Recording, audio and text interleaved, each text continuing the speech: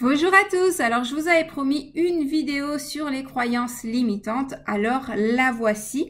Donc suite à la première que j'ai faite qui était semble-t-il trop court pour beaucoup de personnes, donc je vous fais une vidéo un tout petit peu plus longue pour vous expliquer c'est quoi et puis comment on peut déjouer nos fameuses croyances limitantes. Alors déjà, nous avons des croyances quoi qu'il arrive, qu'elles soient positives ou négatives. Donc, toutes les croyances ne sont pas limitantes. Il y a des croyances qui nous aident dans notre vie. Quand on croit qu'on est capable de, c'est une croyance. Tout est à base de croyances, d'accord? Donc, on est fait de croyances. Maintenant, il y a des croyances qui nous servent et il y a des croyances qui ne nous servent pas.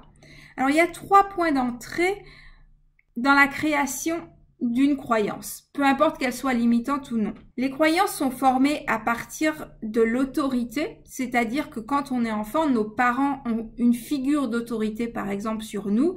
Ils inculquent des croyances à l'intérieur de nous, sachant que jusqu'à l'âge de 7 ans, nous avons un cerveau qui est très malléable et qui absorbe tout sans filtre. Donc, il retient tout de la façon dont il le reçoit. Il n'y a pas de second degré jusqu'à l'âge de 7 ans. Donc, quand je dis les parents, c'est pas forcément papa, maman. Si vous avez été éduqué par d'autres personnes, que ce soit vos grands-parents, une tante ou un parent adoptif, ces personnes-là ont une figure d'autorité sur vous et donc, du coup, elles vous ont inculqué des croyances. Vos enseignants vous ont inculqué des croyances. L'autre point d'entrée, c'est le traumatisme. Quand on a eu une souffrance ou un traumatisme, on crée une croyance. Imaginons que, par exemple, quand on est jeune et qu'on n'a jamais eu de relation amoureuse et qu'on n'a pas entendu plein de choses négatives là-dessus, et donc on n'a entendu que des histoires à l'eau de rose, voilà, quand on arrive dans la première relation, tout est beau, tout est merveilleux, on est ouvert et on est prêt à tout et on est ouvert à vivre de belles choses. Et puis, quand on nous brise le cœur, c'est beaucoup plus difficile de se relancer dans une autre relation parce qu'on a eu le cœur brisé, on a été d'une certaine façon traumatisé par l'événement et vu qu'on a souffert, on n'a pas envie de ressouffrir, donc on ferme un petit peu le cœur. Donc, je vous ai pris les relations amoureuses comme exemple, mais c'est valable pour le travail. Si votre première expérience au travail se passe mal, il y a de fortes chances que si vous avez été traumatisé, vous ayez une croyance limitante que soit vous n'êtes pas capable, soit le monde du travail est mauvais, ou peu importe comment vous allez interpréter les choses. La dernière méthode, et c'est la méthode la plus récurrente en général, c'est la répétition. Nous apprenons par répétition. Je vais vous donner un exemple tout bête. Si vous avez votre permis de conduire, vous savez très bien de quoi je parle. Quand vous apprenez à conduire une voiture, au début, vous vous dites, mais comment les gens y font pour conduire? Faut penser à accélérer, décélérer, passer les vitesses, regarder dans le rétroviseur, etc. C'est beaucoup de choses à encaisser en même temps.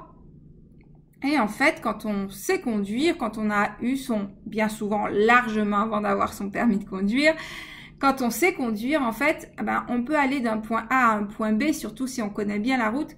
En fait, on ne se rend même pas compte qu'on a fait toutes ces choses qui sont de l'ordre de l'automatisme. Donc, c'est les 3 points d'entrée des croyances. Maintenant, comment on reprogramme son cerveau pour éliminer les croyances qui nous intéressent plus et créer de nouvelles croyances qui sont en notre faveur, tout simplement. Donc, il y a plein de méthodes et d'ailleurs, je vais faire un cours là-dessus qui sera disponible au mois de juin ou peut-être fin mai avec un peu de chance, mais en tout cas sûr pour le mois de juin. Donc, je vous mettrai les informations d'ici là, si vous voulez rentrer plus dans les détails. Il y a une méthode qui fonctionne vraiment avec tout le monde, c'est la répétition. Le seul truc, c'est que d'une personne à une autre, il faudra une répétition. Pour certains, ça va faire un déclic au bout d'une journée ou 2 jours ou une semaine. Et pour d'autres, il faudra peut-être une année. Donc, voilà, c'est variable. Donc, la répétition... Par exemple, je fais des audios qui permettent de reprogrammer l'inconscient. C'est créé à partir d'affirmations et de questions positives. Donc, je vous laisse découvrir ça. Si vous voulez en savoir plus, alors il n'y en a que 2 pour le moment. Il y en aura plus. Je suis en train de travailler dessus. Il me faut juste avoir les bonnes musiques pour que justement ça travaille sur le plan émotionnel aussi. Donc, c'est vraiment un paramétrage millimétré, donc pour justement vous permettre d'acquérir ces nouvelles croyances. Donc, je vous laisse découvrir ça. Si ça vous intéresse, vous pouvez cliquer en haut à votre droite ou simplement regarder en dessous dans la barre de description. Donc, la répétition, c'est une des méthodes. Donc, dans les répétitions, vous pouvez avoir des affirmations positives au présent puisque notre cerveau ne comprend pas ni le passé ni le futur en règle générale. Donc, c'est parler au présent. Il y a des formules bien précises. Il faut toujours dire « je » parce que « je » y comprend. Et ensuite, il faut avoir une image dans la tête parce qu'il ne comprend pas les mots. Par exemple, si vous lui dites « pomme », pomme, ça ne veut strictement rien dire pour votre cerveau. Donc, il faut qu'il ait une image d'une pomme quand vous le lui dites, par exemple. Donc, répétez encore et encore des affirmations ou des questions positives. Ça vous emmènera à modifier justement votre croyance limitante actuelle. Nous avons l'hypnose aussi. Donc, c'est une méthode qui peut être radicale. On peut changer quelqu'un à l'instant T.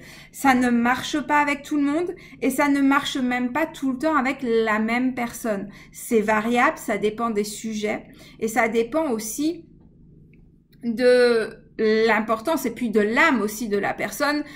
Donc, ça marche complètement, mais ça ne marche pas systématiquement et ça ne marche pas avec tout le monde. Mais c'est une bonne méthode justement pour faire le switch sans que la personne ait à y réfléchir.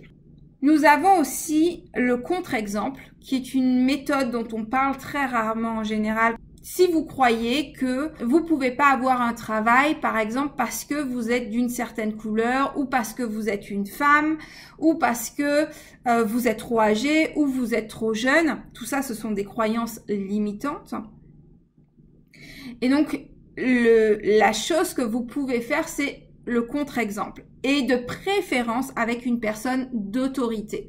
Donc, vous choisissez des contre-exemples. Plus vous aurez des contre-exemples, plus vous allez prouver à votre inconscient que c'est tout à fait possible. Imaginons que vous soyez trop jeune pour commencer votre business. Vous vous dites non, mais j'ai pas d'expérience et j'ai pas les diplômes. Je ne peux pas commencer mon entreprise.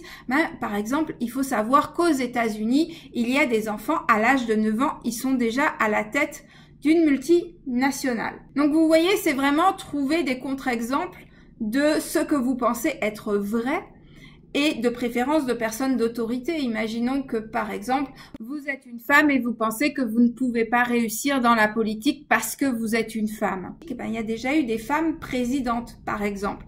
Donc, c'est comme ça qu'on casse des croyances limitantes. Donc, il y a d'autres techniques, il y en a vraiment énormément. Mais une dernière que je vais vous donner là tout de suite, c'est sortir de sa zone de confort. C'est-à-dire que tant que vous reproduisez exactement ce que vous avez fait par le passé, vous aurez toujours le même résultat à la fin et vous ne pourrez pas vous inculquer une nouvelle croyance. Donc, la chose à faire, c'est de sortir de cette zone de confort et donc de faire quelque chose que vous avez jamais fait. Imaginons que par exemple, vous vous êtes toujours dit, non mais je suis nulle en langue et j'arriverai jamais à parler une autre langue que la mienne, que ma langue natale. Par exemple, vous allez prendre un billet d'avion et vous allez partir en immersion pendant 3 semaines dans un pays où vous souhaitez apprendre la langue et ne communiquer avec personne qui parle votre langue maternelle et vous allez vous rendre compte, oh par miracle, mais en fait j'y arrive, même si c'est 3 semaines et que vous ne serez pas totalement bilingue, c'est sûr, mais vous allez voir que vous en êtes totalement capable et que vous êtes capable d'être compris et de vous faire comprendre et que vous apprenez du vocabulaire et que votre niveau de langage évolue énormément en 3 semaines. Donc voilà, donc c'est vraiment sortir de sa zone de confort aussi et donc d'accumuler par exemple les contre-exemples et la répétition et avec ça, vous transformez littéralement vos croyances limitantes. Alors, c'est bien plus compliqué que ça. Ça s'explique pas en une dizaine de minutes. Il y a d'autres choses à savoir sur le fonctionnement de notre cerveau, sur le fonctionnement des croyances, puisqu'on peut travailler sur la surface sans abattre la racine, et il est important d'abattre la racine pour justement ne pas reproduire sous d'autres formes des croyances limitantes. Donc voilà pour les croyances limitantes. J'espère que vous y voyez un petit peu plus clair. Je vous souhaite une excellente journée ou soirée et je vous dis à la semaine prochaine. Bye bye.